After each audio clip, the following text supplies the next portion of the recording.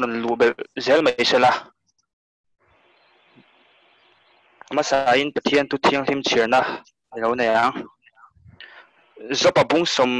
li pahni chang ti atanga chang rupian engkim mi thei ti ka hria itum dar rual engma omlo tu ani nge hriat na lova thuron thupo tu hi chu wang lom ka hriat thiam lo te ka ta na maklu tu ka hriat lo thil te ka soini ngai tharo le ka han soyange tu ko zot ang chia mi hrilang che benga hriat na mai zongin ka hre to chia ma se tu na zong kam huta che chu wang tak chuan ka in te na vut le vai vuta thu in ka simta ti in athu kan chiate alpan mal som ro se tuna chuan tan na hun min han sak turin nula HC Lalramengi e lo somang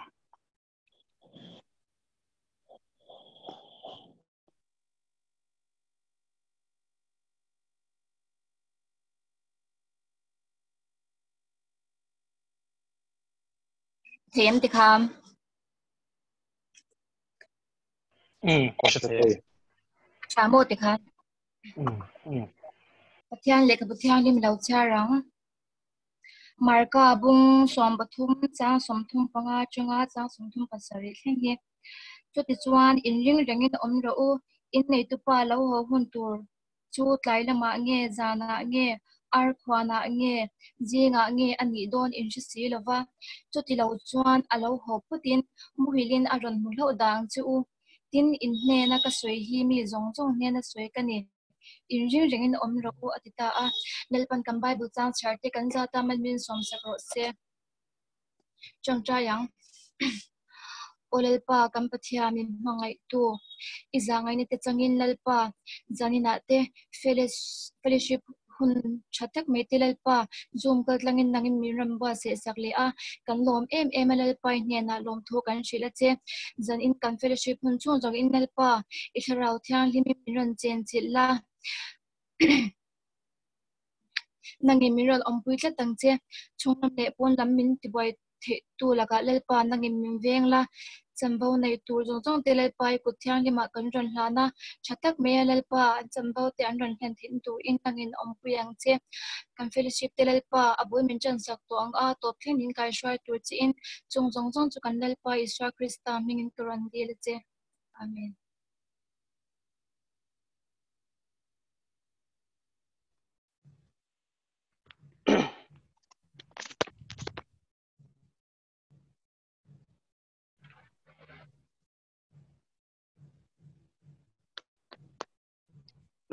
tuna chuan bible chang sawirual na kan nei anga in kai Hruaitu Samuel Lalsanghleia Pudaite osoma tuna chuan bible chang chherol na kan lo nei don anga kan bible chang chherol tur hi chronicles panina bung somni chang so matanga som panina khania kan hretlang em o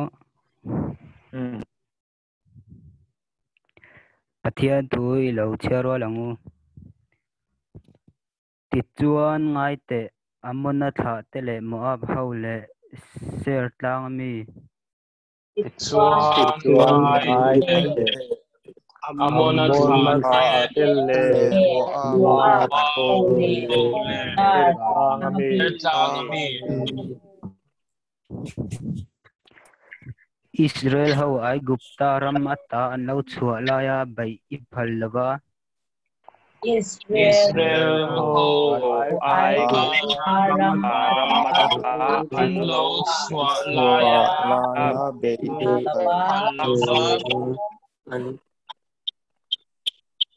an kirsana an ti boral tak lauten an kirsana an boral tak lauten kan lua atana iram min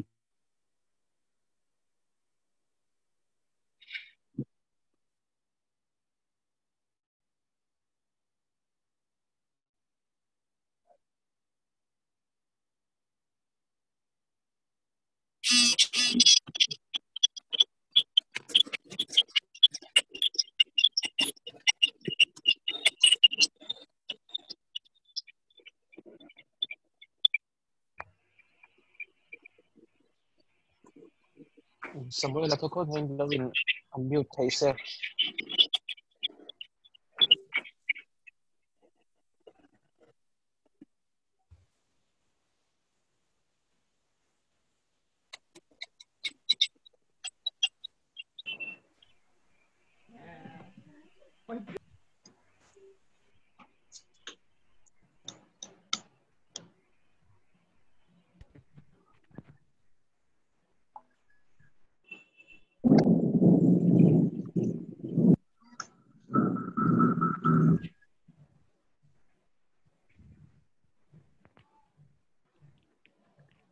Kan set lang thêm. Thì khăn chiang nghe, thì khăn. Let ta lâu xe đâu này khăn. Thì khăn Abul chiang tang chiang. kan lo tre mai don ne. Ti chuan ngai te amona tha te le mo a phau le ser tlang ami. Cái chuan ngay Amona Amona tha mo xe ami Israel ho ai gupta ramata an lo chua la ya bai phal lawa. Israel ho ai lo chua la ya mi phal lova An kirsana an ti an kirsana an ti bora tak lo tel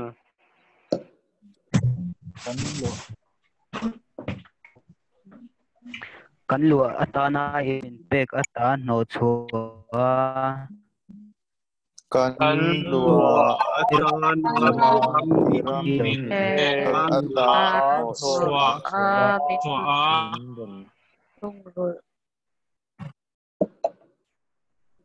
O kan pati an ma ro rel lom ni.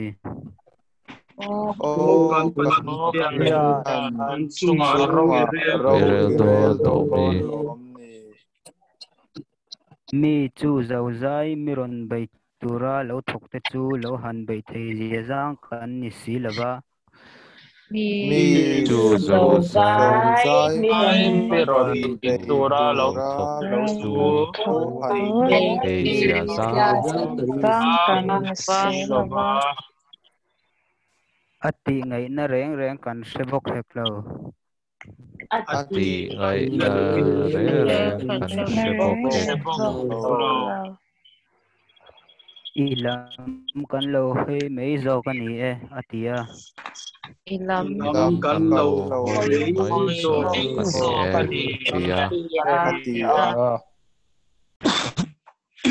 Heti tleng hi ni se kan Bible chang che tel kan kan za tan mi som ro se. Amen.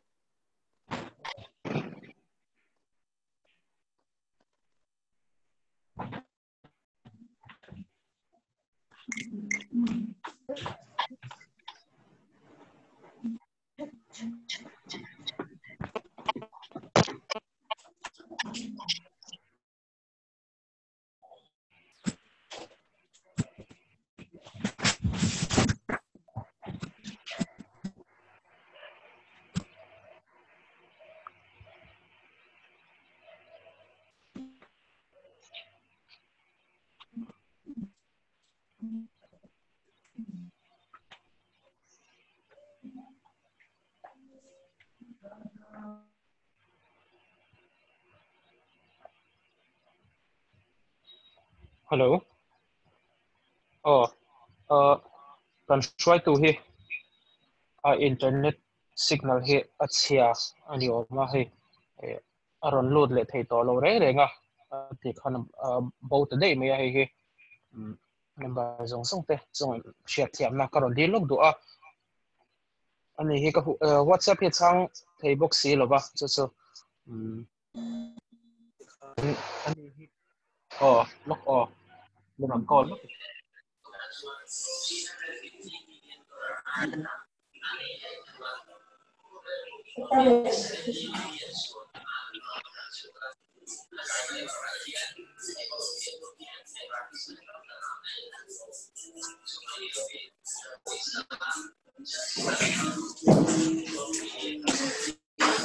Joe Billion.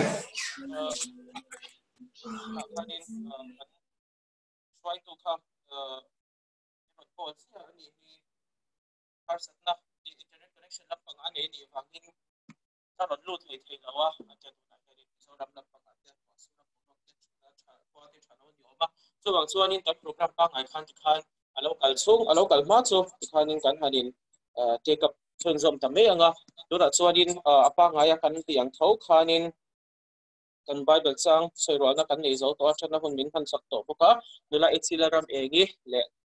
ṭHALAI Lalsanghleia Pudaite sunga khan kan lom tak zet zeta ani po khadimin lampang atang khanin signals hiya awanga ron confit heilo mai ro chu ron ti lo thing tum tak tak kha ani ti kha kan sei du lo ko kha kan Hruaitu ai opo khanin kan sei zuai ni ta sila tuna chuanin chongchai rual na hun kan han pang to anga chongchai rual na hun hi apa ngai ang thau khanin kan lenga tuna hianin kan chongchai thu pui subject hi atop lama hanin kan ron tar langanga chu mi ma chu chongchai thu pui thodu te tuna kan omani chuan ko ngai chat sa khan amo tuna hianin audio hianin ko ngai tuna khain kan loin an view tanga kan on hal don ni o chongchai thu pui thau hun thona hun ni lo khong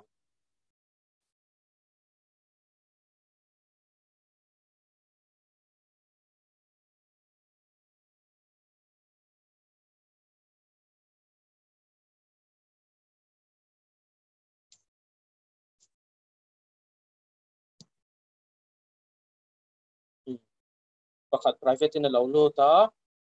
Kolkata an mi zone nurse om zong zong tan yang kan tho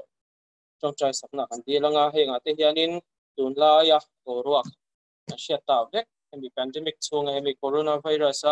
duty positive duty te po engem di sa the hospital sang changa hena noma tlau puya Kolkata kan han sai tu lok chu tikhan kan vibe kan thu pui te kha standing subject te compare points ho du te kan ni san tikhan ka lo tho zelanga kan nurse te bi ka hianin kan soi tu lok a chuanin kalom lu te tikhan ron tho zel ru Kolkata hianin Tata lama te Newtown lama son so te ka Apollo te Amri te Columbia Asia Hospital te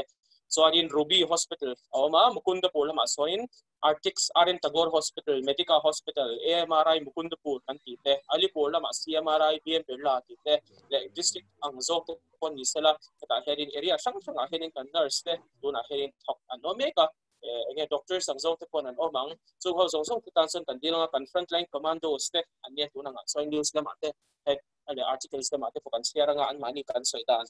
per ania tuna henin antan karon dia sakton ni kita kan sai tele dulo ka chuan kha tilawa chuanin omi changin pichal thiagi ania mo he kalam da he dike po diklo sen ko kai min lo correct mai sela pichal thiagi tar chaklo atia omi tan khanin kan dil don buka akum le depends so maro sei la ba he yang ba khanin asyen a khanin karon sei ani ole pa ba ka khanin tho du dang te kan ni mo hong lak yang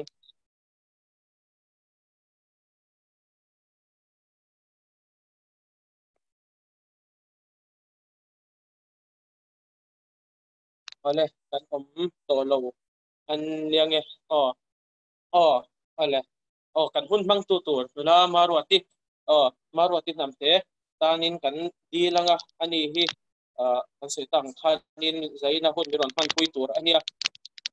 tu sei angte leila so ani hi kan speaker turang ani ngala kan soloist tur ani ngal ni perform ani hi kan 2 in 1 tur ani ti kha kan sei te le du lo kan ni hun bang to zong song te tan lom thu kan senga tin bang zel tur te sharing open sharing kan nei tur te le nu la Maruati tan pon kan dil le donya tuna chuanin kan chongchai thu pui pangai kan standing subject tumina CMCS ṭHALAI polina kan nei te heng te hi ani kan tar lang le ha langa heng te hi komina kan tong trai thu pui kan studying subject CMCS ṭHALAI PAWL ina kan nei te ania hei he pakate tin karon siaranga bullet point speak he kan inglokta nia toy bi hi elaboration be khania kum sang hi som hi pakhat chunga kan tong trai thu pui he te chu heng te hi ani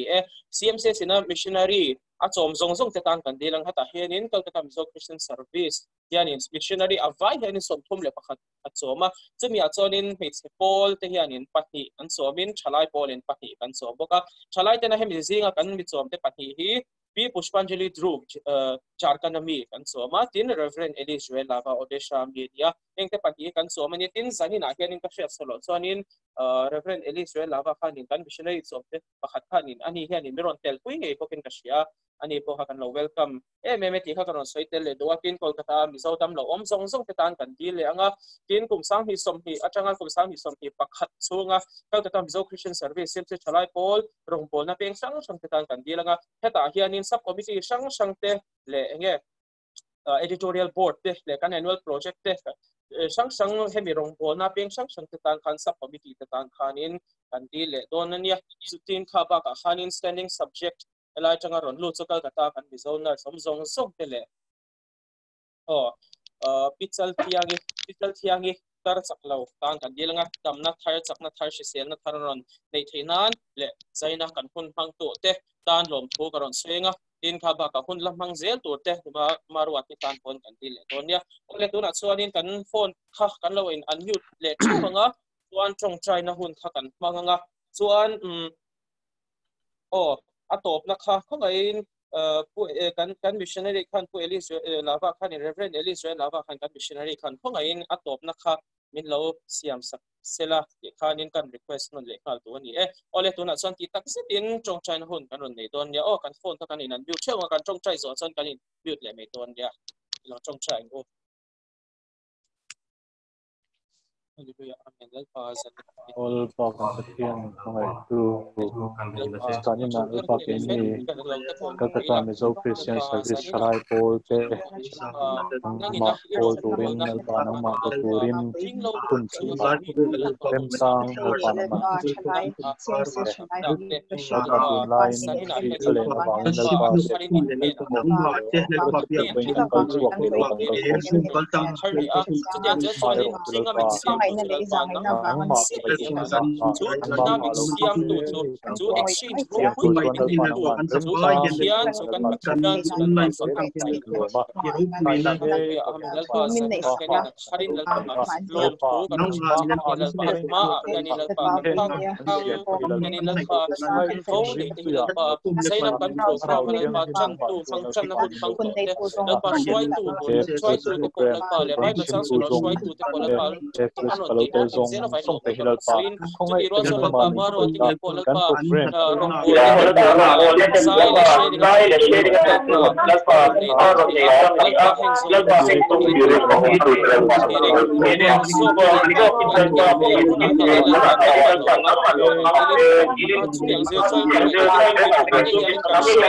wangin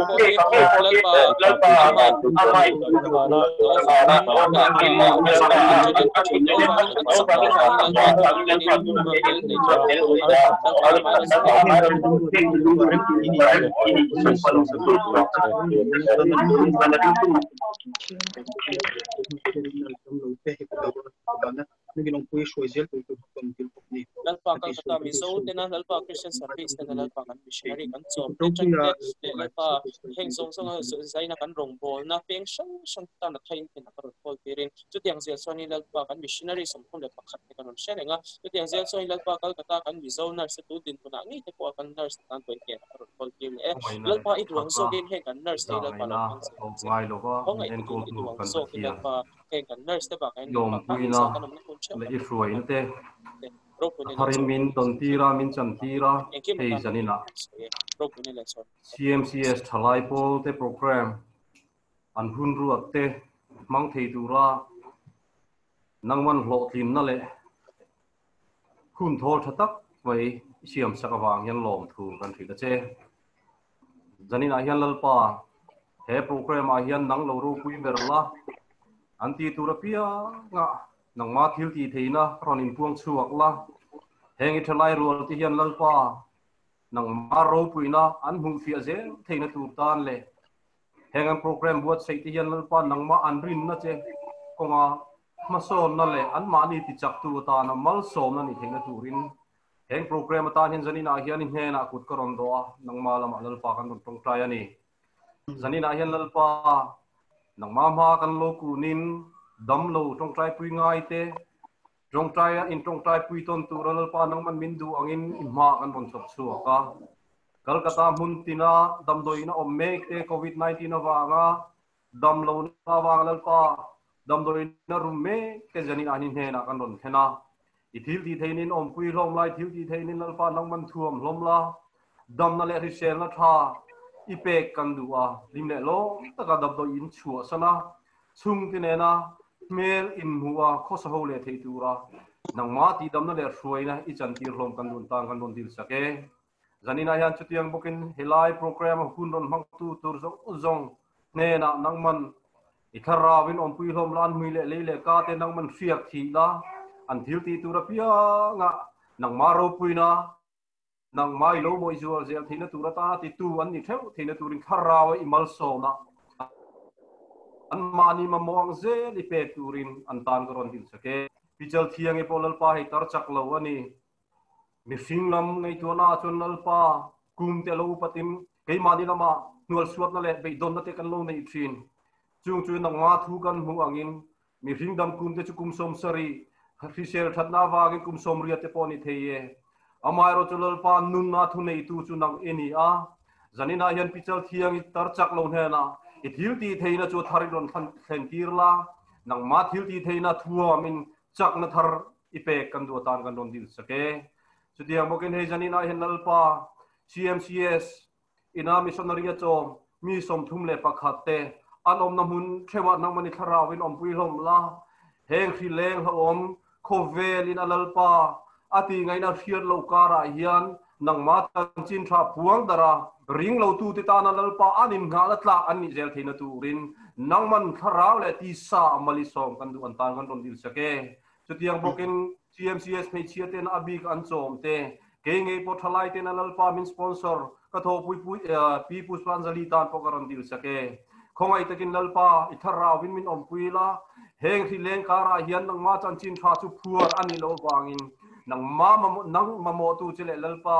I chan chin tha la hello te hena I chan chin tha kan thil zel theina tu rotan kong te min ti ko saka heng mang an na kara hian nang ma hello tu te bon nang pathian nung ini jian lo riat fiat theina tur ta na man ruwa min manga yeng chitu ta na lalpa khongai taka min mang thun jom zel turin hena kan rin hla ne zanina hian helai kan program kal tlang hin I ro puina ron puang chuak la I thil ti theina min mu tirla nang ma hena lalpa nun nei nun chaw to ten heng I program kal tlang hian chak na thar kan nei na ta na mal min som chak turin le kan hun bul min tan to theng min thoi turin kan lalpa Isu Krista min kan ron di le amen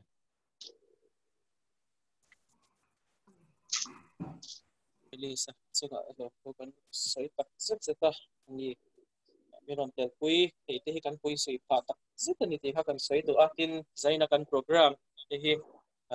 open sharing ani ti te po kha ani po khan mi lo share saksela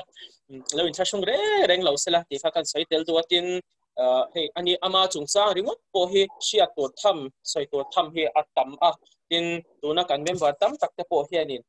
shelo te po hi engam moni zati kan lo om theini he kumtina kan le khazirna te sawa activity po athar kan thal sia tha tia kan oma bang te po khanin ama chu sang ama introduction te po kha ming ringota fellowship na hen kan tho sia te kha ataka kan pu theya chen ama nge na ron sai the e aron ning lo te po kan be sei te kha kan sai tel le do shim ship mani e o kan swai tu hi lo la lu thei lawa azia lo put me ya hi aron la lut thei lo chat me chu bang sonin ti khan Maruati kha kan han so manga worship na hun kha ai mi lo ni pui sela worship na hun kan nei zo hian kan program masaber te me yang so kha ani chingin kan han chananga chuanin open sharing te pokhat khanin me pakhatan kan thonganga so anin program so to arem chandana zirin kan hankal zel do ne ti kan sei tua zai na hen ka phone atang hen ti me yang budget thi kan ne claim awang hen phone pati atang hen ka khoi china sia aniam o sia te unau niam le maro te thunga mi te kha kan lo welcome taxi ta sia te unau te pokhan unawin ole kan lo no to ke welcome ma kan ning lo tua he BBM lama te Bible study lama kan lo in ning lo na sa to ka pa chuan san kan se mi khol don lo khop me ni ti kha kan sai te le do le to na so anin Maruati anan so mga worship na kon biro mat wi turen hello ka mic ke achiang emo asha thei chuanin chat ye asha thei mo mi na las azoi deu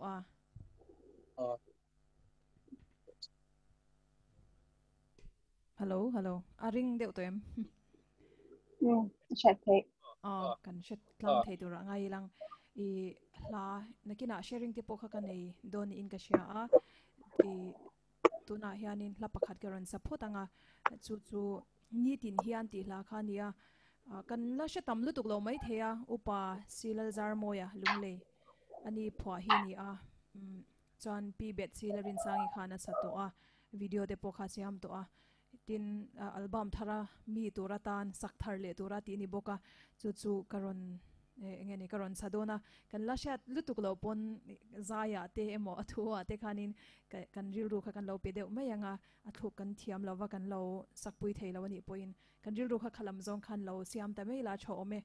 chuan zanina hian he lai achang tin mai hin china po kan lo soimol mola kan du emema athu hi tha emema rilru khoya athu hi tlemte kan dar lang lo kanga chang khana hian kanun na itlana boral na lakata liama ko min kalsan lo thin lungna room po mangai tu chan chaber chu tini liama ko min kalsan lo ti hian keima hian fia thil hi ashil fia chang hlea ril runat nate kan lo neya mishing kan ni chuanin khovel kan dam chung hian ril runat na thina awangte keimani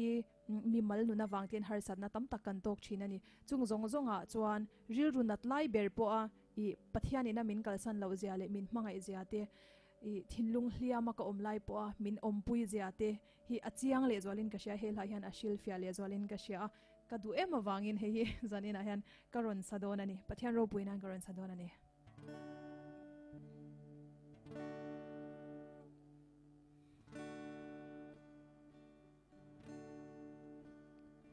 kanun na itlana boral na langkata liama ko min kalsan lo thinlung na arung po mga itu chian chaber tu katani chat na le mal som na siang tin ka ton hiani nang phak lo hian kong mo in si lo mo nang magai zual zeli ni tin hia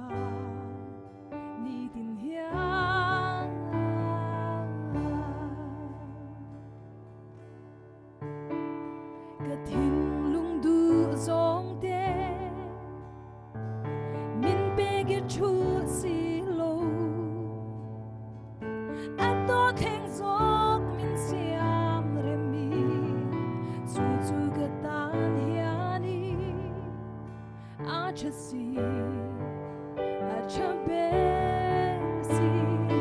katani chat na le mal som na siang tin ka ton hiani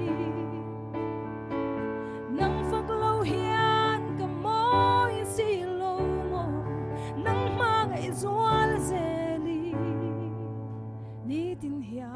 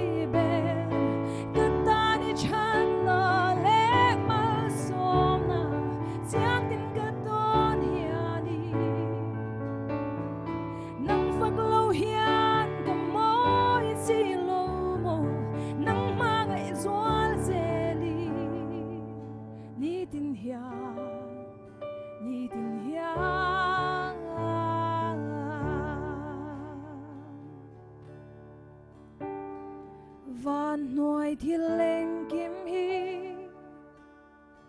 sil buồn chul nu ang ya kaki lo do ani nang ero pa ngai re ro pui be ro pui be kata ni chan na le ma som na jiang tin ka don hiani nang phak lo hian ka mo in si lo mo nang ma ngai zual zeli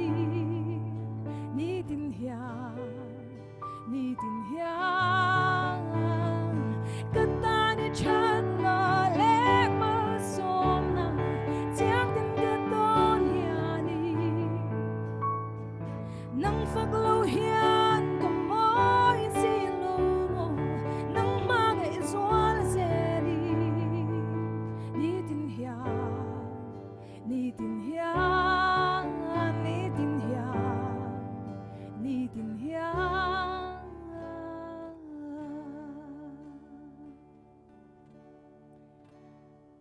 kan patian ming fakin amro se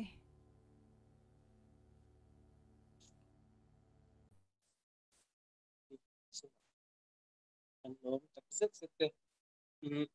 kan an program te an shoi kan kal so zelanga kan tun atsuan open sharing na hun kha kan nei chan me anga ti khan asai du chuanin kan hanin an view ṭanga chuan kan du zong te kan be zong te ti khanin kan mun chewa tura kan experience zong te pon na so soi tur kan nga chau karinga kan te po kha kan lo in prepare log te po kha karing nge ya ka be se nge ya group lama te po khanin kan in chin log to po ka chuanin kan hen lo khal me anga kan hanin an view ṭanga chuan kan han sai ngalanga chuan te zel chuanin sombik khatia kan sai don lo chain pakhate tin karon ko chuang vek nei thei chen ni fellowship ang dewa hwai dewa kan ti chin ang khanin chuan chuanin tuna chuanin kan hanin eng lawanga kan hen hun hi kan phong halanga chuain atu tu tan kanin sharing na hun kan ha don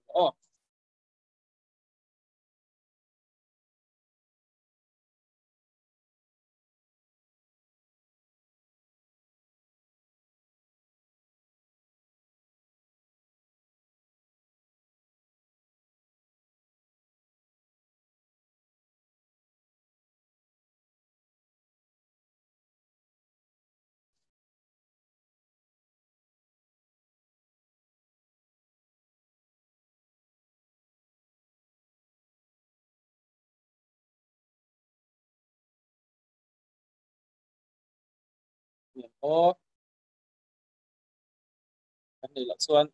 kan leader atang te po khan karon chan mai thei ni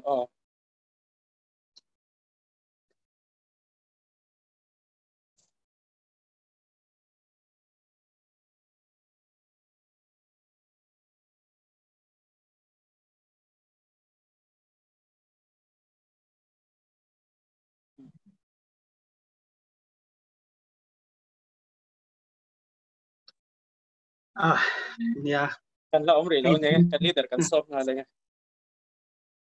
ken ring MMI alwa tepu alela ma chuan important nia ka ke mani kan dil ro mangang te tu laia kan dil ro mangang te toi te soi kan tuma soi hong tu ka chang ringot menga te chuan midang khanin kan soi thozel tur angai la ha tho me zanin laia kan sia tangin la Maruati te chian hawin mi ron tel saka kan lo lom le me ya kan be sei phak pa kania anin pek na le an hun te min pek na bang khan lom tu kan soi vele tu ani ti ha kan soi tua ti chuan kan sia tangin china kan kasirachi khan in introduction toite karon pe to poka Reverend Joel kha ṭHALAI polina bang lawa kan tong try pui chin ani khanin ani po ha aron min tel pui don ti po kha kan be sei phalawa kan she lok lawa ma seng ti khan min ron tel pui ya chunga kan lom hle me ani na tang pon sharing te po kan nei thei tura kan ngai poka ti kha kan soi tua voin tun lai karil ro ve chu entur di kristati hi ani ya toi tein ju to chu soi ka tuma ti chuan hun po atama midang pon tha kan soi sel tura ngai la tunlai kan sia tangin harsana sang kan to ka mimala po harsana kan to ka ke mani mimal chwa kan nu na theu harsana kan nei theu thina ni chung song song kara chuanin chumi piala ma chuan ti jok teang hei natna sang coronavirus awangin ti hianin kan buai no me ni a thente ti hianin zirna te po buaina kan to ka thente chu na thona te po ni ang harsana sang te hemi awang hian kan to ka mithiam te chuanin June mo July vel hi api ka thlen kuna a decline hun tura an be se ni amaro chu hei voini thlengin apun tam ni ber alani zela ai tiknge top don po kan selawa ai tikinge hian kem kan pan don po kan selawa eng po chuni se heng harsana song kan to kara hian en tur di krista kan en hi apoi mu le in ka sia kan sia tangin isua le aziti te kha tikhan dil kaman oma aziti te khatila akal tira ti chona ni khata nga tong trai turina kal khanin zana khanin tikhan khi khanin an long kha ani lo lama khanin ziti te kha alo nema alo benga ti teng ti chuanin aziti te khanin tikhanin an mutnuwa khanin isua kha tuichunga ron kal khan mu ni ti kan seve ko me tuichunga isua ron kal chia khanin tikhanin makan ti hle anni chon an hlawa ma sen han en chen khan isuan an bia khanin amma ani ti an sia ziti tu ni ti an sia chuta chonin petera khanin tuichunga kal isua kal kham makati hle petera khanin isua kha tuichunga kal the ni chon ani po kha kalve turina dile ni ti kan sia ni khata khanin isua tuichunga kal tu kalve adilna khanin isua khana lo rem ti ta ti chuanin akal ta ni ti kan sia ti chuanin tuichunga ti akal khanin isua enin akala ti chuan apil lo isu ang chia khanin tuichunga khan harsat na te thlipui te le khatiang engpo ni sengin kha tui puya khanin apil lovin akal thei maro chu isu en lova ankal chia kha chuanin mundang ena akal chia kha chuanin apil mei do ni na sia ni chu wangin khami atang no po khan en tu di krista kan en hianin keimani kan nuna po harsana sang pon miron pe yang mo khanga khanin kan harsana to sang te po omang khang zong songa khan in tu di krista kan nei chuanin kha harsana kha om lo don ti na pon ni lo kha tui puya khanin kha tui pui kha a om lo ngal dok don isuan en awang ti na pon ni chuang lo maro chu en tu di kristan en awangin mo en tu di kristan en awangin apil lawa khang harsana kara po khanin akal theini ti kha achiang le achu wangin eni po kanin en fia ngai ni ti kha khatiang kunga khan eng harsani nge min bom ka shelo mo chungkwa po harsana pon min bom thei kan harsana poin ang lawang pakhat le kan soile du chu mo sia khanin daru la khai ka nga kan sia khami hun lai khanin rule chuk na mi in achuk te kha an na hle ni ti kan sia chuanin an thilo chawa ti khan I mo sia in daru la khai ka nga ti chung kha mo sia daru la khai kan kha a nt ra chu isua kha kan tang cross le ra khai kan la ni tu sia kha na nt ra ni ti chuanin khar darul a khai kan en tu dek apiang kha chu andam zelani a en du lawa mo tu dek kha chu andam lo me ni su wangin en tur di krista kan en tlat chuanin heng harsana kan to sang kara po hianin chan chuak tu kan neya hei tak hi christian te kan van nei na ania christian te le christian lo te kan tang lam na po ni reng ani christian te chuani harsana kara po be seina kan nei tla hei hi kan van nei na ania harsana sang pon minon tuam thin ma sengin kan en tu di kan en kha chuanin be seina om thina di christian ni lo mo ente ka tiang ring lo tu te kara chuanin ring lo tu te tan chuanin an be seina thei pa to pan be to nuwa an be to na chuanin harsat na ne a hian be seina omle be sei le tur chuang nei to thin lawa be seina siam thar le thin tu hi an nei to thin si lawa chu tak chu depression nei tir tu te le harsat na ato pa an nu na hi lak tir thin tu a chang thina hei christian te ke ni kan van nei na nia chu kan van nei na hi achang chuan ke mani nge po kan dianga kan van nei na le kan niang kan chan vo kan nei thei tura ete ka tiang christian te kan ni na wang kan chan vo kan chan tura hi kan chan na chang kan lo se lo thina achang chuan nei na chang hi kan lo se lo thina chu kan chan vo hi pathian in harsana kara po be seina min pe thei ni min chan chuak thei ni ti hi kan siat chiana chu kan chan vo chu kan nei ngam na kan nei ngam kan ente ka kan claim ngam kha apui mo le ni ti kha kan soi vele tu toite in chu entu de Krista en apoi mo zia ti kha chu karon soi ve tu ani kalo me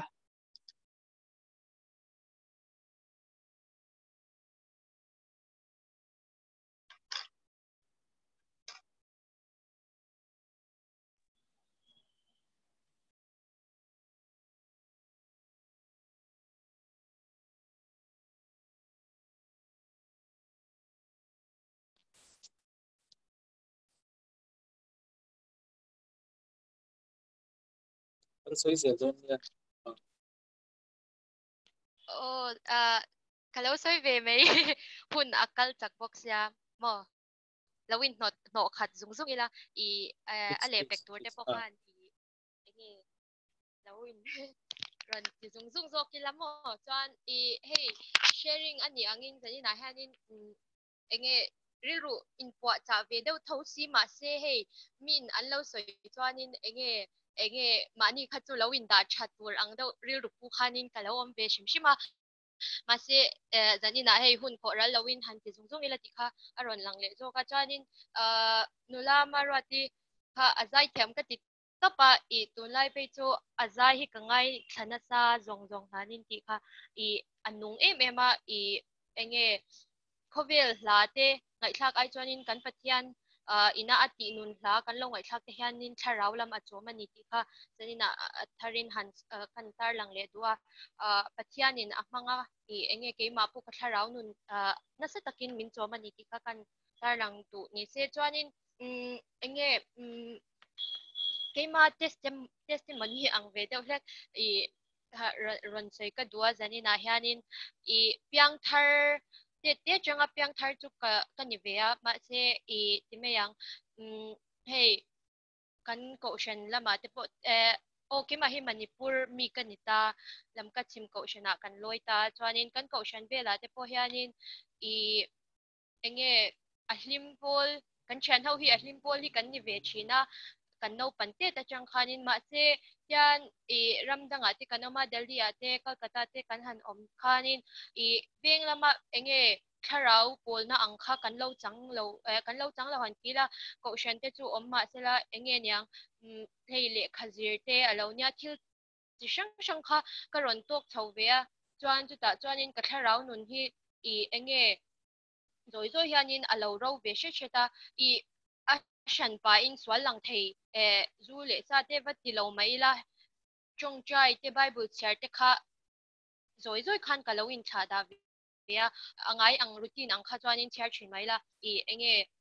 time yang tharau khoi na kha tharler mu na hanin ka lo omani ti kha ka lo she lo ni mo chuanin thui ta kha khanin ka lo ka ve chuanin pathian te hi re vung vung khan ka she ve china chuanin hey depression te pokha ka lo nei ve hian mana ma sila chuta chuanin ka soi du chu heta kan hlim lai khan kan veng lama kanom lai khanin Frederick ka te rong bol na khanin kan vakal vea ka u hi dam lawa chuanin ka u dam lo kalpui pahan ka kal vea chuanin nula englawi khan mi lo chong chai saka tuna pokhan ka mo nula Maruati nunga chu kha nin min kha ka thengila ngai min lo ngai dam se masela hey tikhan min ama kha min chong chai sak na kha min chong chai sak na kha ka theng hian theilawa enge pathianin amangai chia pathianin adu che ni ti kha chang takhanin min chong chai saka chuanin kalom ema chuan fast forward zung zung ila ti khanin Kolkata khanin dan kan lo om nu khan karon depress ka ti khamo chuanin heta agia sonin kanin khom china ka chan ten en khanin yang hun lai khanin chuta kanin khom na chuanin hey pathian o kha shiat kha ka chak lut tu ka chuanin yan inkhom bando na khanin rongbol tu te kha stage a khanin anding tlara chuanin chongchai puingai ronin chongchai tir du kha chu ron chhuak ro tang khanin somna khan siama chong ka va chhuak ve to pa chuanin vai nu hian min chongchai saka chuan chunu chuanin heta venglama Frederick ate rongbol na min chongchai sak tunu soi ang chiap kha iswan a hmangai chia iswan enge amang du chen ni ti ang chi kha a in ang che che khanin min chung trai sak le chonin mak kha ka til tu ka kalom bok sia chu ka soi du jok chu heta veng lama ka om kan om lai kha chuanin enge thlim deuh khanin pathian polna changchung khanin kha thu kha kashiani chu pathianin min phanga ija kha ma se heta kalkata vaide in min chung trai khanin iswa thu soi khamo heta ka hlim lai le ka hlim lo lai khan min lo la hmanga ya min lo la hmang duwa enge alo la ngai chia chia kha ei kan pathian hi danglam ve ngai lo ani ti kha ke chu ka lo danglam ho ke chu pathian a po khan hlimna kha ka lo nei vak to lowa I enge thil swal lang thei ti lo in ti ve deuh sha in ti ve deuh si khanin hei ka lo hlim thei to lo ni chu pathian a khan chuanin pathian thu kan hmu chu pathiana kan lom na hi kan chakna ni lalpa kan lom na hi kan chakna ni te alo ti sia chu lom na kha ka lo nei to lo ni mo thaler hmuna khanin hei keima mishing mi zia kha hei enge keima in kha da na wang zok khanin time yang zoi te ti thil ho deuh dewa hei pathian thu en aya movies ho mai mai ente khang tianga chang zel khanin ka tharau nun kha alo ro thong ni chu tian alang thei swal ti lo mai lamo kha wang khan pathian kha ka lo hlat hle to ni ma sila chuta pathian enge nyang karon tui hala pathian lam kan chak khachuanin pathianina kanhena asoi kha alo la ngai reng ani ti ka hmu chwa khanin mishing te hi danglam thin mai la le liswa krista hi adanglam vedon lo ani ti kha aron chiang em a chuan thalai etlai a hmuna local khom te po hi chaklo na nei kan chaklo na zone a in ang lawang ma sila kan chaklo na zone a po hianin lalpa chu a chakam mo hei kan thin lo na po lali so kan rin hi atling to ka mo chuanin chu ka ya vairama te kan han om khanin yan mi hi ke en chini chu vai te hi an fel si mo tian hei ring lo tu zok muslim ho phei chu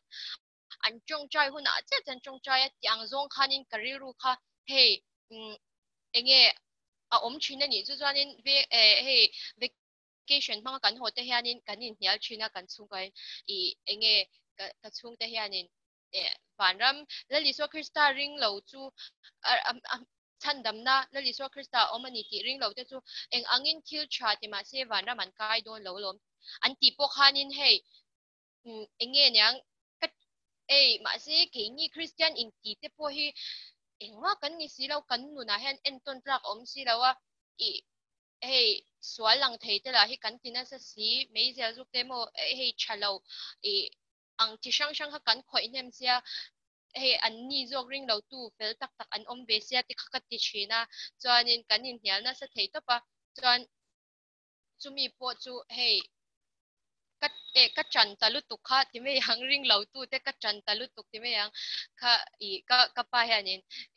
vai bial pai nei mi min ti hiala ma se ka chan na lam kha ani lawa hei ka buai ni chu mo tiang hun lai khanin kan nu na hianin ra chuak a om si lawa nga ti nge o nyang ti na kha keima khan a lian lu tu ka chan tun lockdown na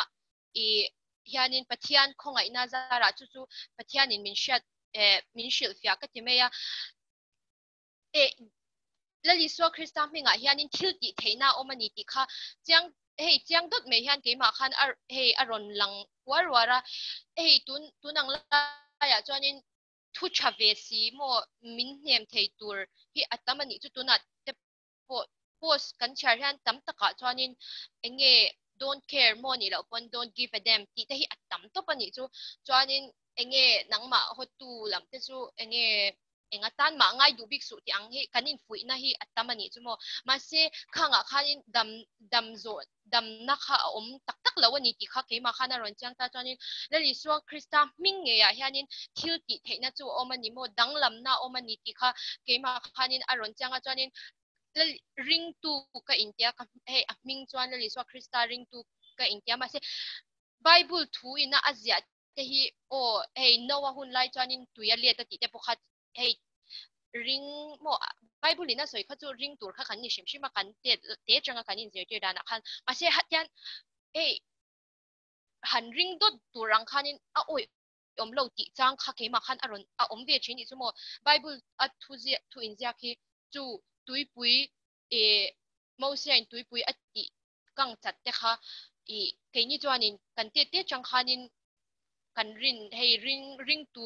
chung kwa kan seile na wang hang kan lo ring khani me ma sitia han ngai to dot chi chuanin mo tiang hun lai khan omila a ring lo poi po kha kan lo ni ve me thei ring na kha keima khan a lo tlem to zia amo Christian piang thar in ti mai la he rin na hi kalom phan chwa pui lo zia kha aron lang ta chuanin patianin I tikhanin ei karin na kha cafe kha exercise tur hian min du ni khan ka shita bera I lali swa krista minga chon thilti theina danglam na omani ti kha min shia tirzo nu khanin I enge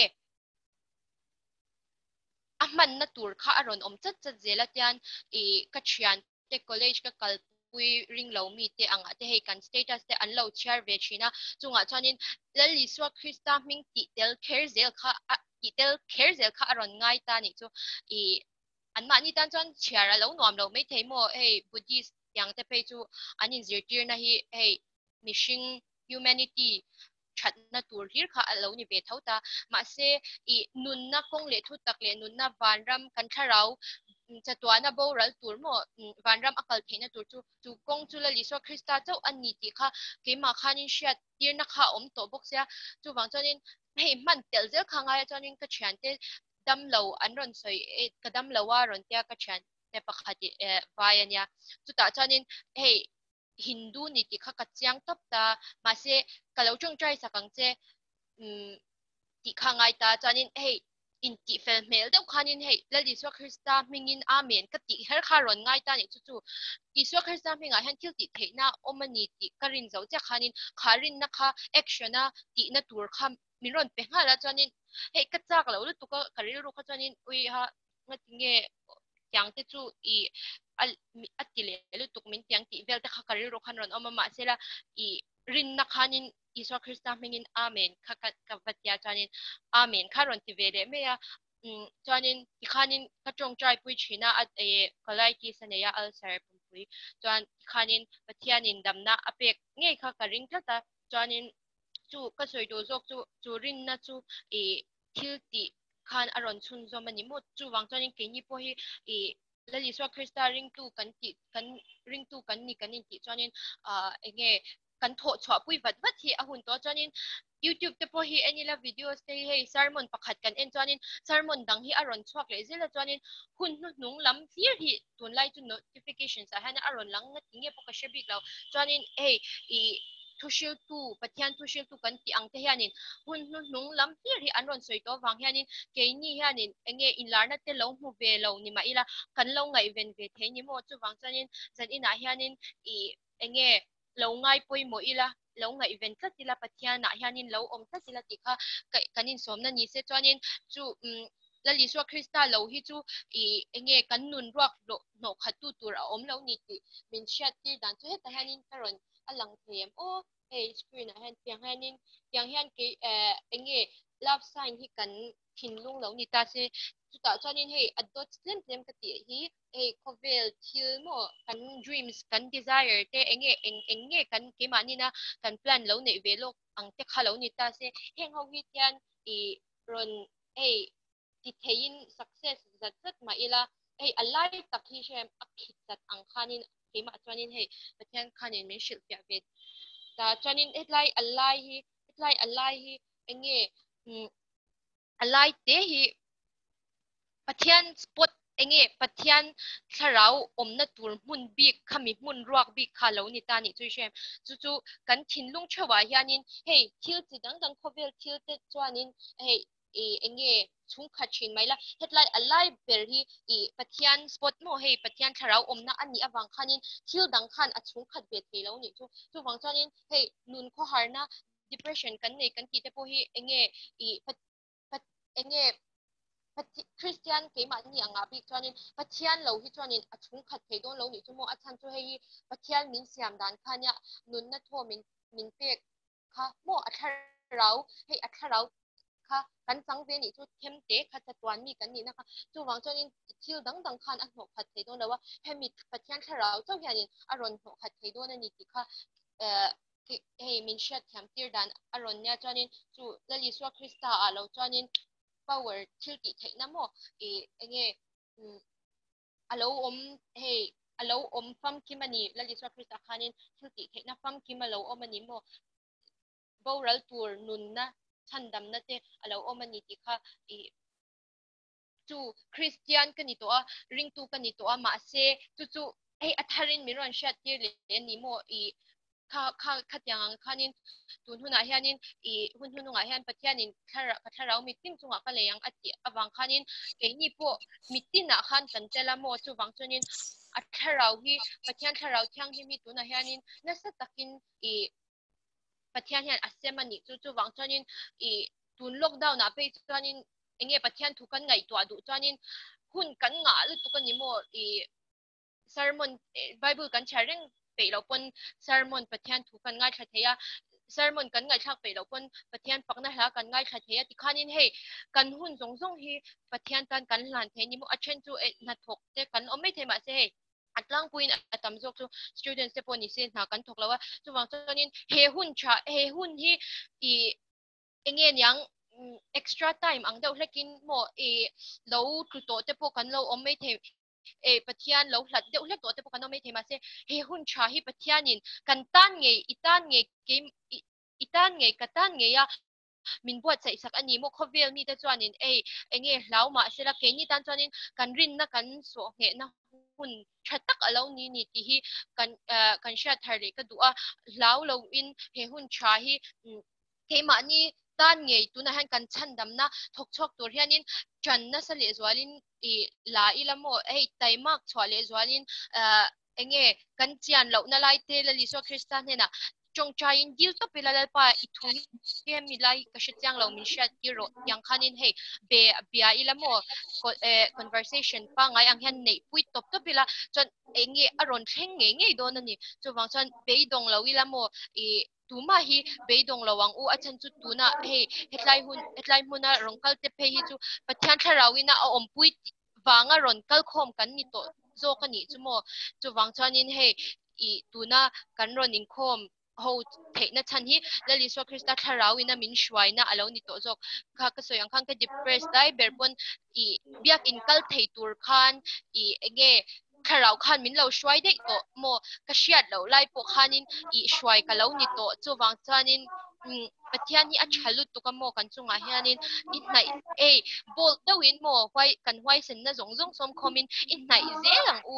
to chuanin keima nia lali so krista chakna kan lo mu thar zel kan lo chak tel don ani chuwang chanin zanina hianin bol dawin lali so krista hi ipan zelang u kan ti kha kanin som nirose kalome mi kan leader dr shiata songa kan lo tak zet zete tuna chuan alo mom khop me kan hlok pui chhozel don bokin ka shia kunte po kan la nei chaboka ka ba khanin in thasung hau lovin kan inglo kan sei zel don ni ti ha kan sei tel do doka tuna hianin tuna chuan Maruati kan an som lenga anin aduang tokin hun te kha ron phang turin sharing te le zai te pon yang so aduang takin hun phang tur khanin som ale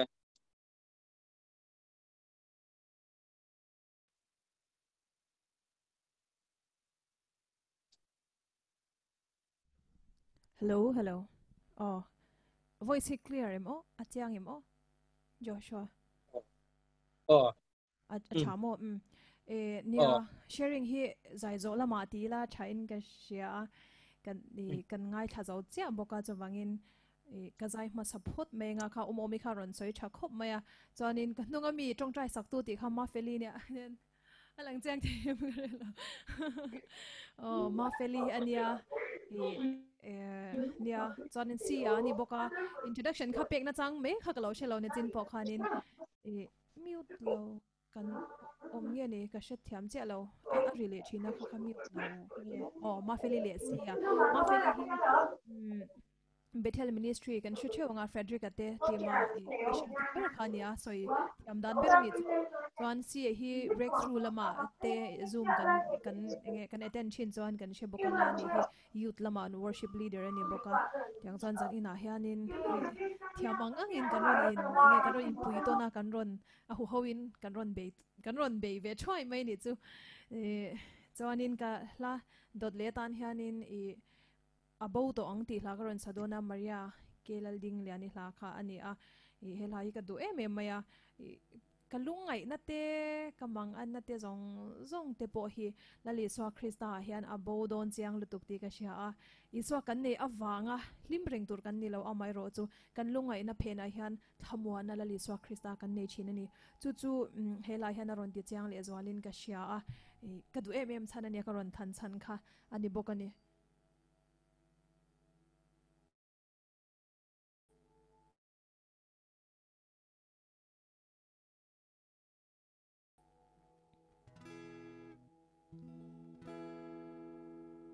sound kha achian lo chon private emo Committe ta khan min ron chil me ola internet connection stable in til lock acha emo acha tro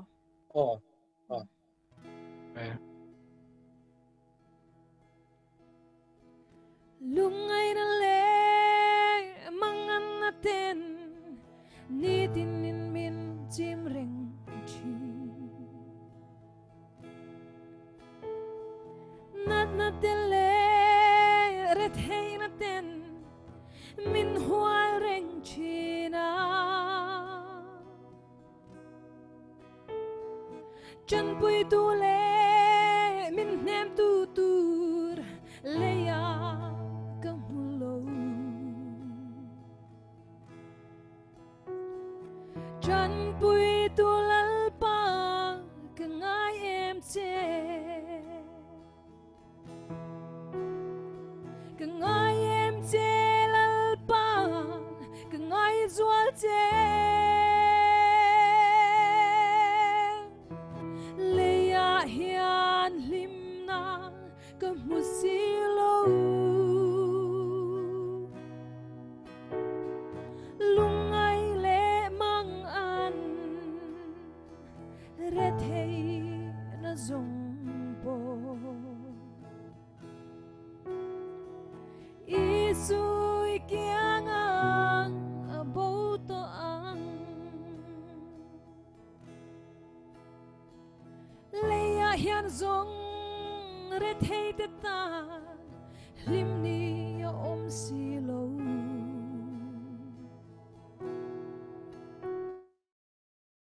le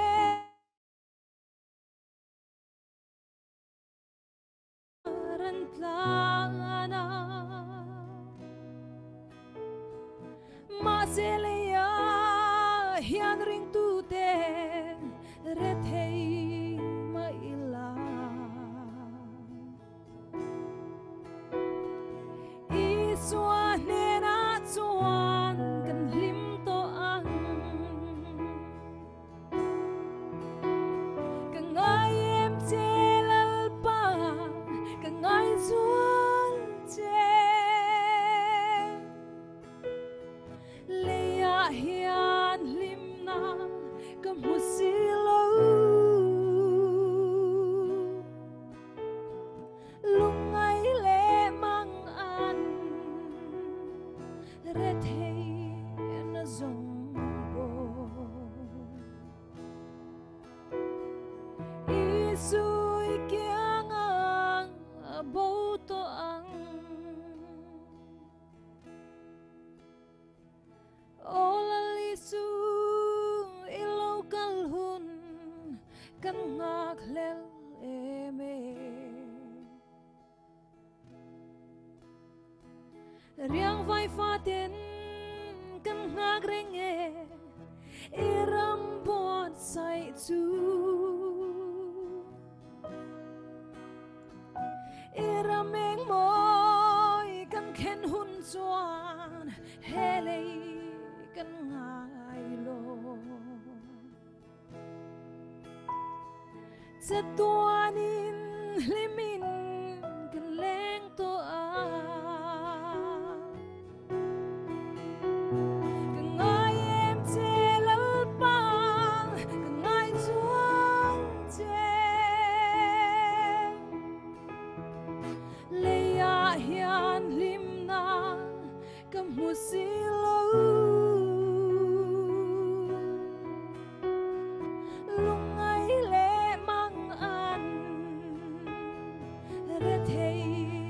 zong po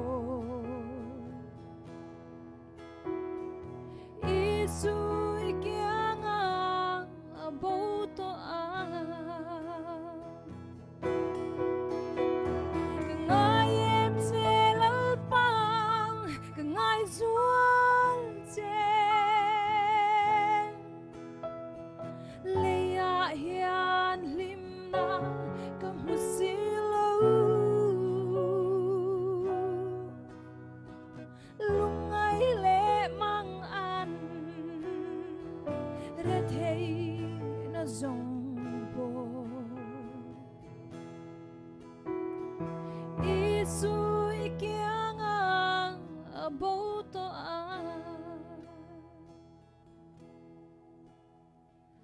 lungai le mang an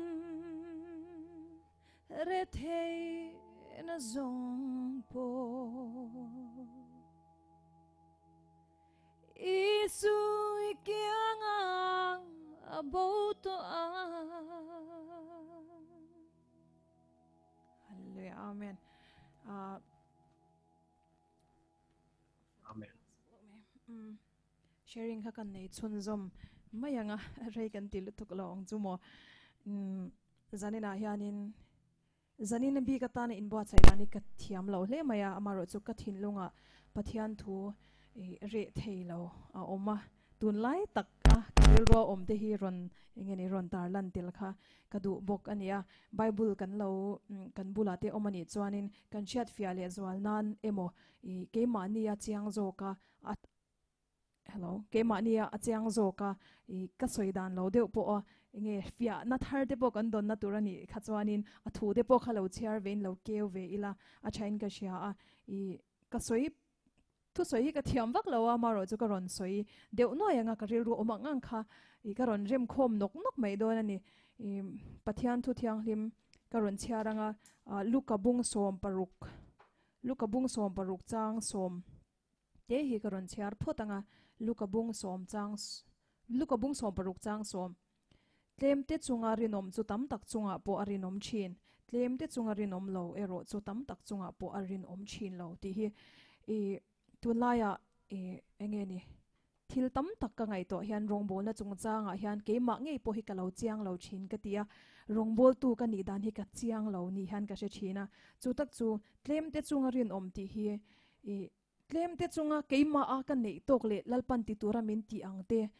ka rongbol na zona hian rin om taka ti mai lo hian mi ina anti lian tak taka rongbol na an nei te wachak ve mai na te platform lian zok wa o mai na te mi ina an nei tha zok kan nei aya chan ya ka shat wa o mai na te kha ka nei china ni chu a pathian thu lo hle mai ka tia tun huna po hianin ke chu ka zai ani mai ta a ka zai ni mai han ti ila pathian ina rongbol tora min da na hi ke chon ka ngai hlulu tu ka thiam emo thiam lo emo zai tura rongbol tora min ti ni ka ngai hlu ni ngai hlu dan ka lo thiam lo thina ton chon ka ngai hlu to a amai ro chu nang ma ni a chon in zai ve ani kher lo mai theya mishing soya talent tia han soi lua tur lang sar phe chu in lo nei lo ani mai the ni amai ro chu tlem te chunga rin om ti hi helai hian tlem te chunga rin om chu tam tak chunga po arin om chin tlem te chunga rin om lo ero chu tam tak chunga po arin om chin lo ti hi tuna khanin kepo keima chunga hen ka rin om phot lo chon mi tan rong bola rin om takalal pa ta na thok chhuak turin ka tling lo ani chu taka chu nangma po khanin tlem te chunga irin om na tur chu tuna ini na khan ini na lalpan adwan dan chi kha I in pom fela chuta nangma a irin om phot chungai ma ni arin om zo si lo hian rong bol ve vak vak te mi ti dan mu a chak ve ngot na te kan kala chu chuan enge shin chhuwa ti chuanin thu tak tel si lawa rong bol na te thu tak puang chuak si lawa rong bola pen chhuwa na te thu tak tel lawa kan pen chhuwa na chon ke mani poi kan lo tule mai china ni tin rong bol na thu lawa po o na swala te kan lu china ni chu tlem te chunga kan rin om lo awangin tlem te ti khan mani chang chanila pakhata chan photila ti ro thil tampo ngai lo tlem te som po angai lo tlem te ti chan pakhat ke mani a hen rin omila pakhat ke mani a hen ali swan enge kan pathian hian enge ti tura min du eng angin nge min duan kan pathian hian eng ang takin nge min duan ti lai hi pathian tan iti thei kha biak ina kanin khoma chuanin chen khat chu thun soya chen khatin I in kho man kai shwaya mo zani na po han chen khatin in kho man kai shwaya tikhan chen khat kan zaya chen khat chu lo ngai thak top te poni mai theya I chutarin na tak ka chu ni ka lo soi ta ka chu I helaya sumle pai thilwarin vya pok hani lo ni zana kan ti tia ta chuanin kan thian pakhat hian ke chu kazai ve ngai bok si lawa walam te la hi mi in min en dur ria wa shat na ka ne ya min ron judge don ria wa shat na ka ne ma se ka thilunga tho dan tak chuan ring de wa biak ina ka zai hian pathian la ka karin na hi ka nem het ve hian ka shat ya chu chuan ka thilunga hian na thok jok maya chu ta ka chu I wa ti ve si lo enge ni wa langsar chin emo khatiang enge vatti ve si lo kan ni awanga ke ma ni a rin omna tlem te chunga rin omna kha tak kha kan hlo ani chuan I Krista hen kan rin om do lo ani chu chu achiang em a rongbol le zel tur le mitam tak chunga po mal somna ni turata na kan ke pen na min dal tu chu ke ma ni hi ni ke ma ni a rin omna ani chu chu pakhat na dan ka ron soi dua te chuanin kha anil nge ni thil dang dei le chazok po in don sondan kha kan nei me theya luka bung som paruk chang som kha khata changa ka rilwa lo om kha ania chuanin Johanna bung som panga he tunlaya ka soi reng me nia ka thil soi chin le ka sharing nei te le ka chan hnai vai le ka chung te chuan an she ne le lui to jok me theya ma ro choi in mongai lo te in shengai lo te kan ni bokin ka sha aron soilan le ka duwa ka vei bokani Johanna bung som panga chang som paruka chang hian karon chiaranga chang som paruka chang hian Johanna bung som panga chang som paruka changa som pakwa hi karon chiar don ani nanglin mi thang lo ke man ka thang jok chewa kal chhuaka ra tlo tak wa chhwa turin ka ruata cheu ti chuan ka minga pa hne na indila piang apedon cheunia heng thu te hi in lo mangai theina na ka pek cheu ani e bung som paru chang som paruk na kha hemi version lo hi Bible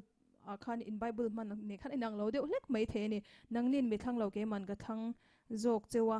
wara tur le in ra omreng turin ti kha chen khat Bible chen khada khan ania tuna ka chhiar me ka hna danglam dewa chuan chang som paria ta hian khovelina ho huat che u chuan a huat ma che u po in ke ma mi huwa ti in sha e khovel mi ni ula khovel chuan ama mi chu a hmanga yang chu khovel mi in ni si lova khovela ta ka than chhuwa in ni ta ka wang hian khovelin huwa cheu ani zo ke ti hi enghinge swala enghinge cha ti te hi kan ka ngai to na sa china tu po in kan lo pian thar phe chuan enghinge pathiani na apom chin ni ang ti te enghinge swal chu ni a ti thiar na hi om china ni I tunla ya phe chuan zu te chu kan rui swal de chuanin swala ni hleinem ti thlengin in hial na hi top theilo hi tam taka omani amai ro chu kalo soitum jok tak chu heta hian nangnin mi thang lo ke man ka thang jok cheu ti hi lali swa Krista hen min thang ti chu kan sia a ti chuanin thang tu tur din huna khan han ding ve chin la lali swa hi a thang tu tur jok din huna khan han ding don ta la thang thei kan omlo heti hian min siam ro ti jok thei kha kan omlo siam tu kha athil siamin heti hian ko omdu ti na sia asoi theilo reng ani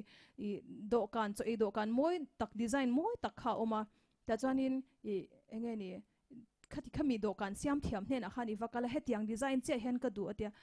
iwati ta a khami asiam tu khan khami design che khan siam don se do kan khan hemi shape hian min siam chu ka du lo alo thi theilo hei thil lem lu tuk mangin example ga ron soi ni chu thil min thang jok Christian min khan jok nei kan shelawa chu wang chuanin min thang tu hlut zia hi kan sha tangai Krista in min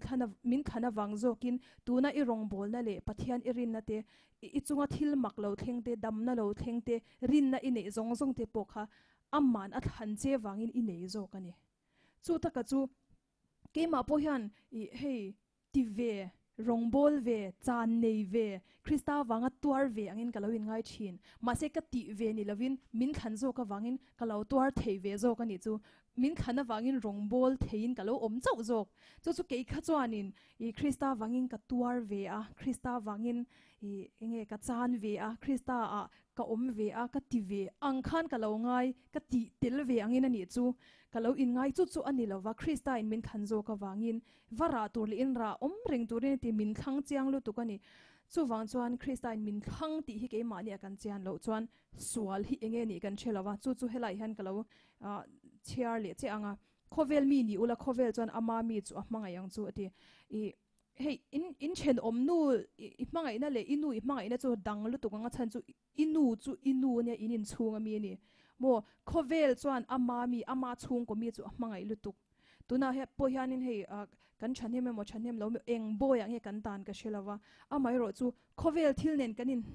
ne hei kanin ne rem ta ni kan lo in ne krem na hi kan lo in ril rem viau na hi khovel hian a hua che min hua ti kan shat lo wang ani chu khovel in min hua a min du lawani ti kan shat lawa wang hian min hmanga emo kan ti awang kan vuan vel thin ani chu kan wangai thin thil swal wati le chak na te mo khatiang khan kan valut le thin ani chu chu khovel mi ni ilang chuan khovel hian tuna kanin hnek rem lai la la hian thil perfect thil cha mangai na te tam tak min pe ang ma sela enge rin chwa khovel thil kan ti reng reng thil swal kan ti reng reng enge lo lang chuak thin atopa chon kan lungai kan beidong thin pathian hne na bu kan kir le thin kan lungai na te kan har sat na te kan thil ti swal le kan khan swal awanga har sat na lo zong te hi tunge min pe khovel ne na kan in hnek rem wang khovel nen in hnerem kan lo ni ta a khovel thil ne na kan lo ti chia khan khovel chan min hmangai lo ama mi kan ni lo wangin hlim na twan ting min pe lo ani chu khovel han min lo holu tuk zo ka min huwa ti kan shelawa thamwan na a oma mo kan dia khovel thila kan tlan chin chu heta hena in zia ka ni bung chang som pakwa khan chiang ta khan lo in zia ka hi ka chher fo to chin mani se ke pon ka har fia na he ka har le zol na la rei lo ani chu khovel mi ni ula khovel chuan ama mi chu amanga yang chu khovel mi in ni si lova khovel ta ka than chua in ni ta ka wang hian khovel in huwa chu ani zo ke khovel in min huwa chan po hi krista in min than chua awanga lo nia kristan engwang ni khovel ta min than chua ti chuan nun na nei turin chatuan nun na kan nei theina a hlu vet lu tu kani chu thil lulut tuk kristan min than chua le min thang tu le min than chua chan te kan sha chan lo awangin swal khovel thila kan tlan le china chuta chuan kanin hnerema mo min hmanga mo kan tia khovel thil khan atopa lungai nain kan khat le china ni chuta ka chu kan shiat fe angai ka tia swal ke man hi kan swal wang ni lo I swal wanga kha thil kha ti reng ni lo khovelina mangai lo che nangma kha chu krista zara mi felini towa amai ro chu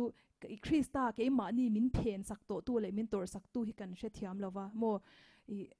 ko ta ikala inin king burbura tu emonin inin king burbura thiam mi chang to reng chung khan I thiam chan na kha ishiat tlat silo chon izalen lovani ko ta khan nangma khan engma thu soina po inei lo I ma a I ai o in heta ukil te khan an soi sak vek to che ni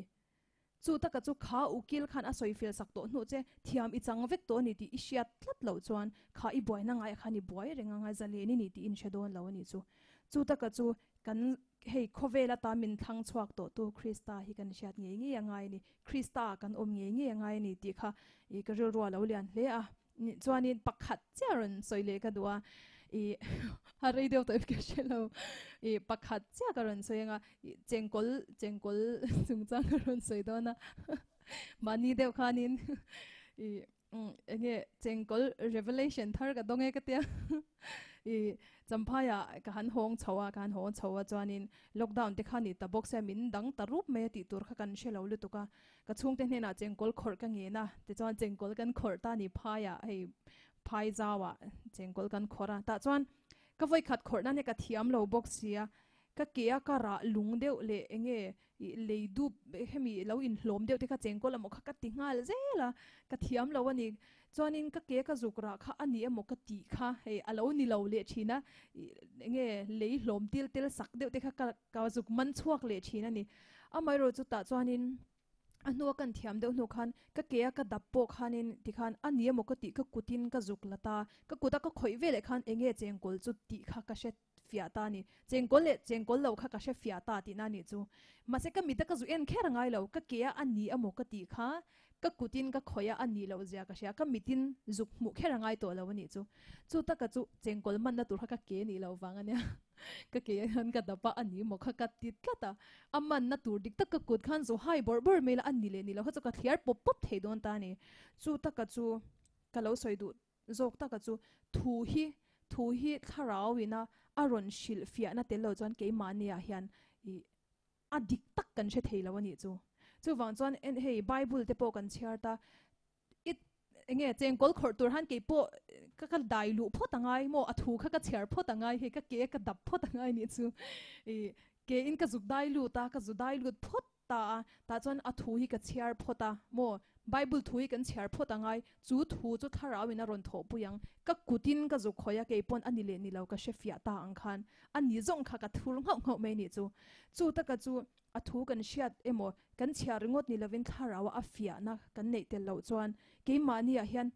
tharau diklo po kan she theilawa eng hinge lalpa I chan na kan ti mai china ni chu ke ma hi chuan afia em a khamin chengkal revelation ka chu bangin ke dap ke chawa dapa he hi nianga ti mai lovin athu kan chiara hemi hi nianga hemi zok hi nianga emo mi soi kan shia chu ti chuan ani mo ti mai lovin mani in chiarin chu athu ke mani om kha tharawin a ron tho puyanga afia na fia takin ke mani an om don ani mi ten min ron en puya chu mi chu ni hemi hi ti na nia an ron ti ngai to lovin ke pon ka mi ta ka zu en bel chalia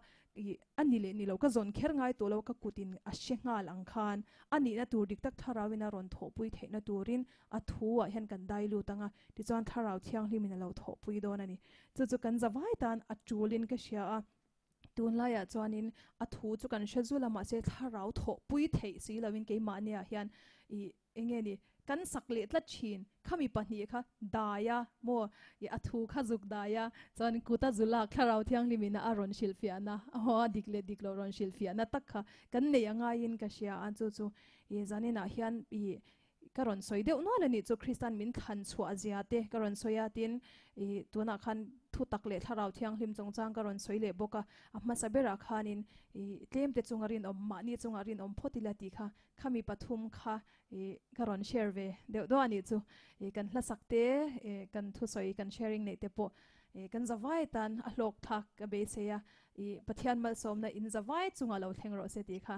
ka thana chewni ro se kalome Lome, amen. Rồi quý khóc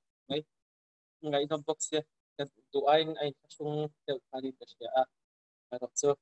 vì thế yang ver khá nên sale yang ver khá nên hun khá anh ấy thì các anh khá và khá nên mà rồi so bị áp lực tìm yang hun mà nãy khá nên cần lộc quý lúc tụ cả point thum ring ở trong khá nên cần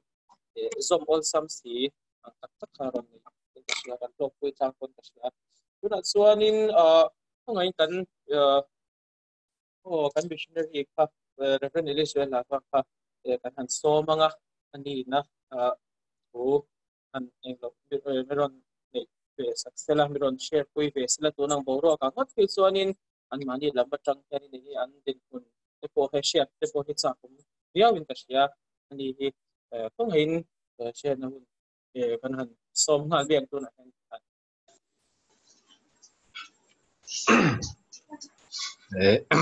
alo khóc vậy cái trong những cái mò Sẽ thế vin chu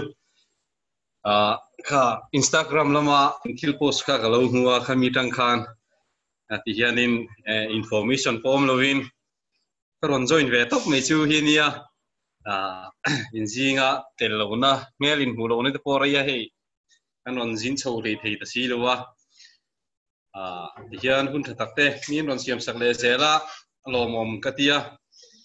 ma sharing nei tu te Maruati te le fiata leader te mo ani te sharing te kha alo kha ka omo mi sharing te ro kuya yang hian hun thatak in lo mang thin ania lomom kati tak zeta atunlai taka chuanin ke mani he lam mission fee la chun kan khuwa hare me maya kanin khom hei theilo nang wani angin hitia juma hanti puive thamanom silowa rathi te kan member te smartphone po hum phawelo lo pe po ni langin mang thiam lo tur ho rir kan ni maya chuanin ding hianin khoi molai ate ke in tat lut ve zela in lama po online service lama katela heta mizo orisha mizo service lama hunte mian ron pve a tu chate ka soya to na ti la he nang mani bula karon tel le a ta hunte mian ron pele a kalo le a he sharing thatak tak te kan ngai tha a ril ruwa lo om chu in jinga karon tel khan marka zia ami hi karirua aron langa Isua Jerusalem ro pui takalu kun azir tirte tira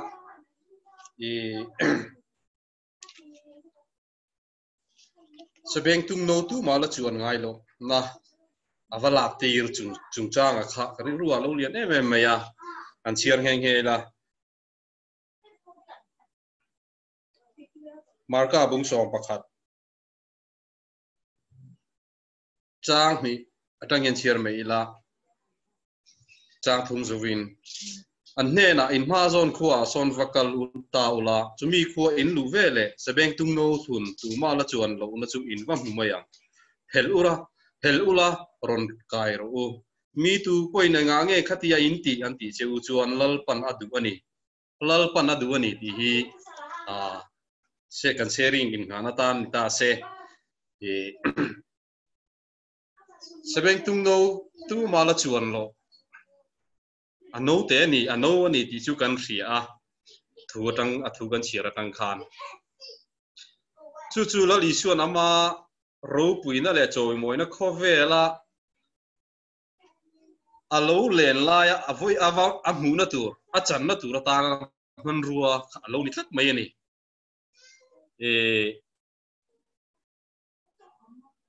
lalpan adu ani anei tu te po kha an va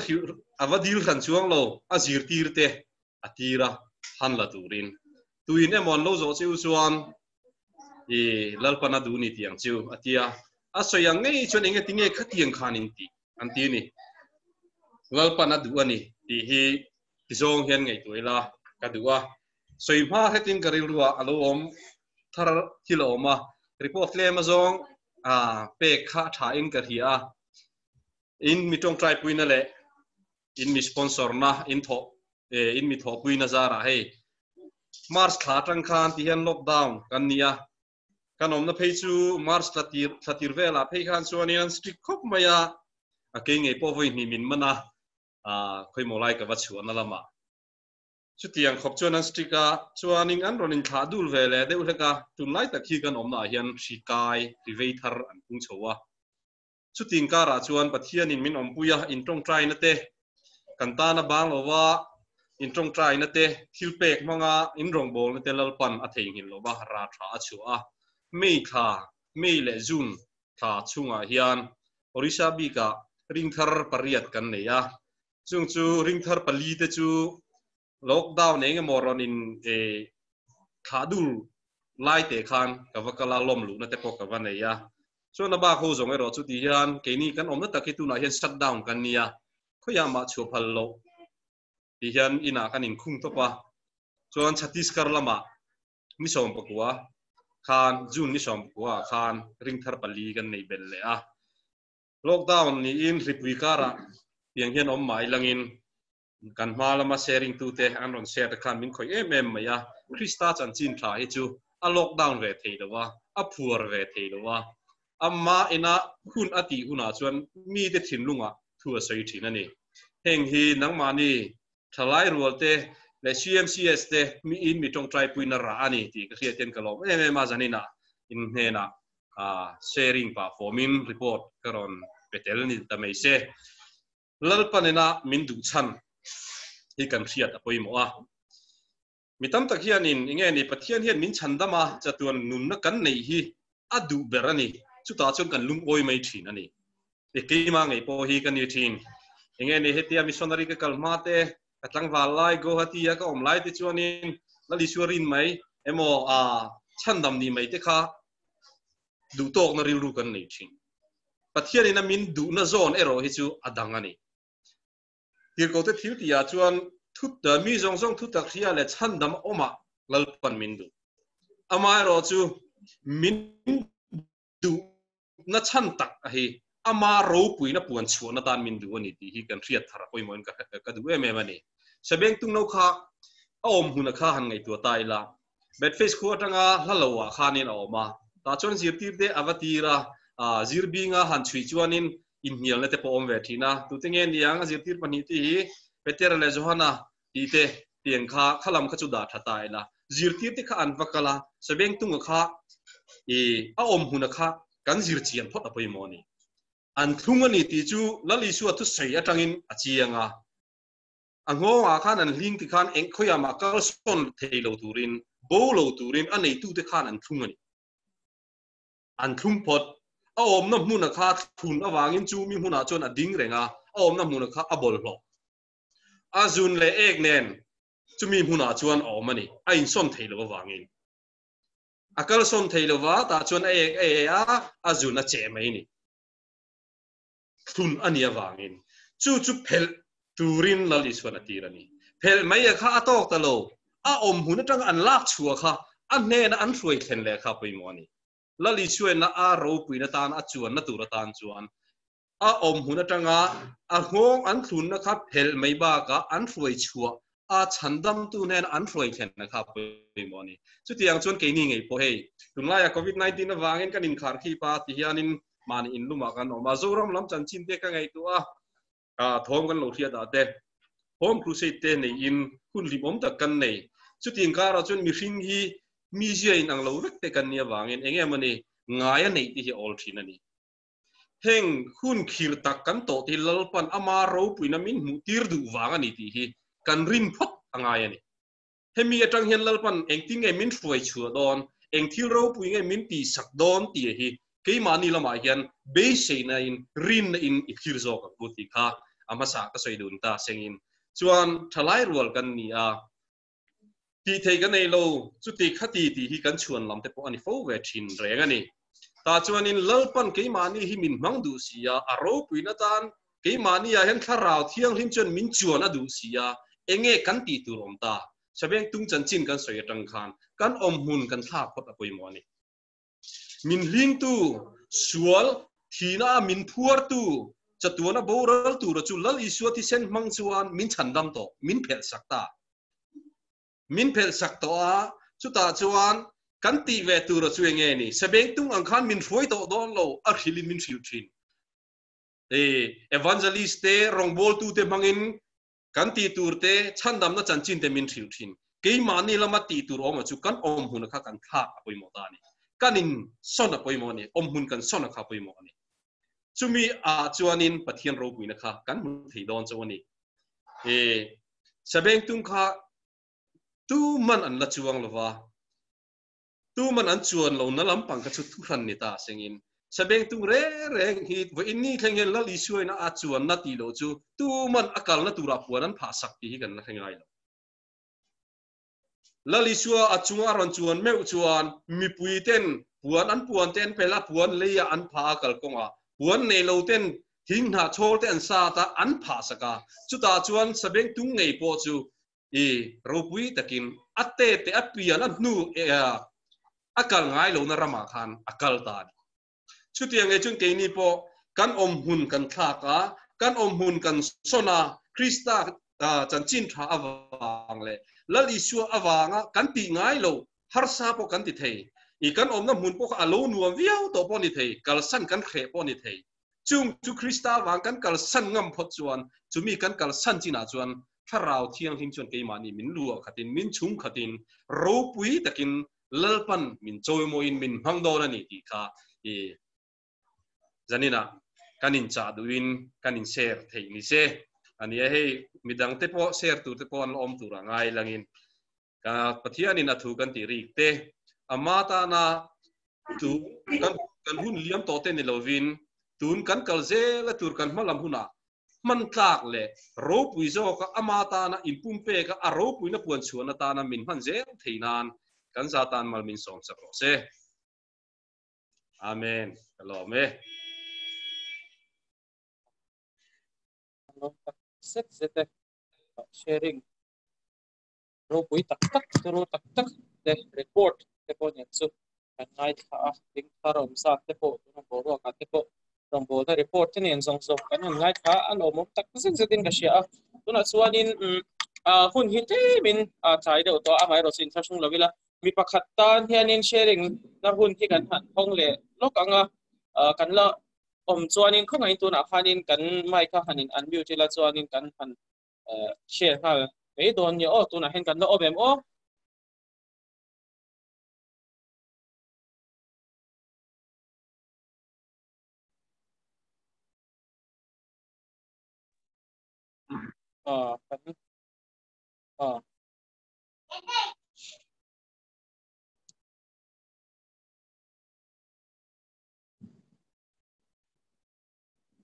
kan to lo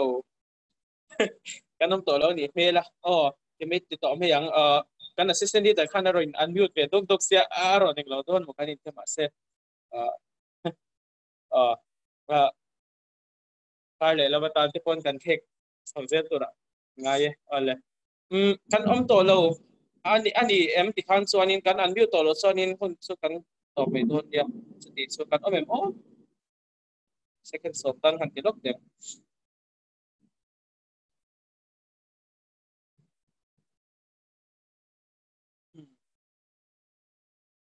kan lo nia ge kan program lok thak tak me karon phangin ka sia kan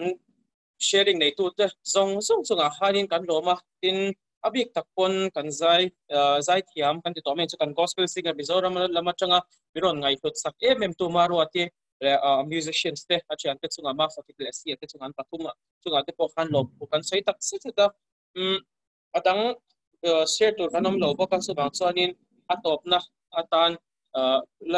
lalbiak na kan soyenga chuanin kan fellowship chu kan ti to pe don ya choi fellowship to pa hanin adu ta khanin ti khanin tom na hun kha kan phang le zoi dona kan tiang chin thau khanin tura chuan kan mai kan no unmute thewanga chuan lali so chong ta dan min se ti rangin kan chong chai don nia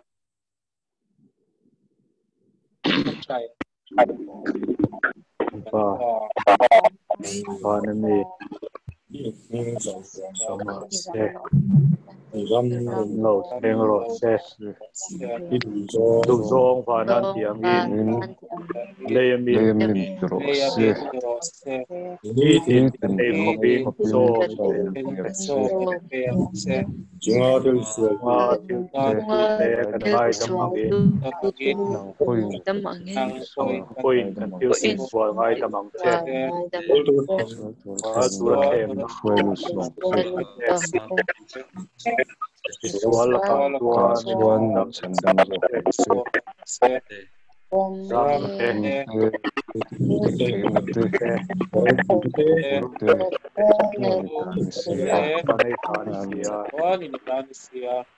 Amen. Anh luồng thế mày. Luồng thế mày. Chi là bây giờ với chú ấy khai cái yom thế mày. Chú chi cái đâm thảm mô.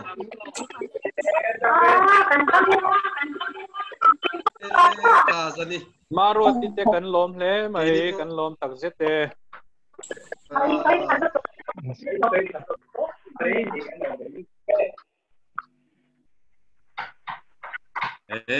Alo mom nó tụi kia hun vì mom tắc thì hiện in lồng văng chỉ nên nia. Put giờ rồi tel xe rồi. Nie rontel. In hun thì kami lồng xe tir về thìn lắm mò. Nie tệ đấy. Ale lùa mình alo mom nó tụi kia. Lalpan mal song vek chiu rồi xe. BBM là bảo cái mùa đông nia nè. Yeah, BBM lah ba, tikan. Maruati kha ngatinge di sana ba group akan kan kurte reng dan tu bah karon akan saingam talawa ngatinge. Iri nate hau kali khoi nge.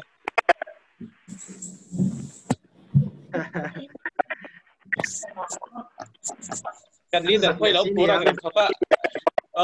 Kan leader tu sai po khi karon screenshot karon tan hial don mon dile karon video masih kan khongai le deu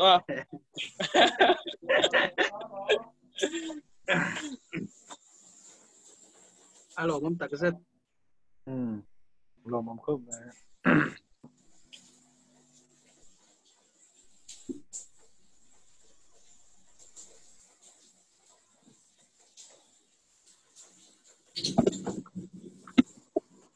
Kan buah kumahanin sai tu kala ane yang di sini kana ronin. Sai tu kan al tu kan masih Aray don luto ka kasoi chuan mo. Kasoi talo may ni ka. Soi turizo OP hiron night lo ni mo voin so. Night na. Tadi program aku dah bahaya kan off map mesin. Off lah tu Maruati sharing don siapa off lah tu. Tôi cho con mày. Thảo le kan lo me. Kan lo me tu kan ni. Bye bye ule. Bye bye le bye bye. Maruati te po ka next te po milo tel kui zel don ya.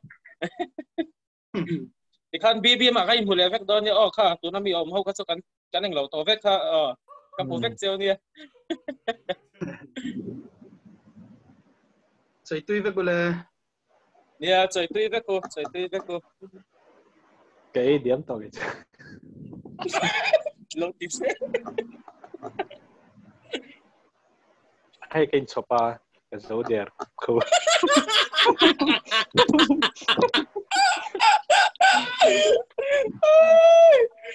Kan ni bahan sat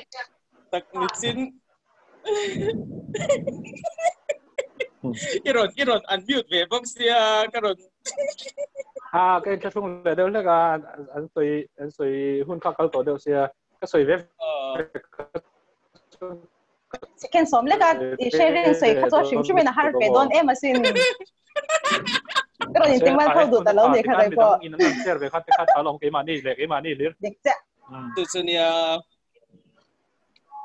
chỉ khan mithar phải kan suak ne o kan ni neng lo mo an lok thak he record hi kan wala ta lo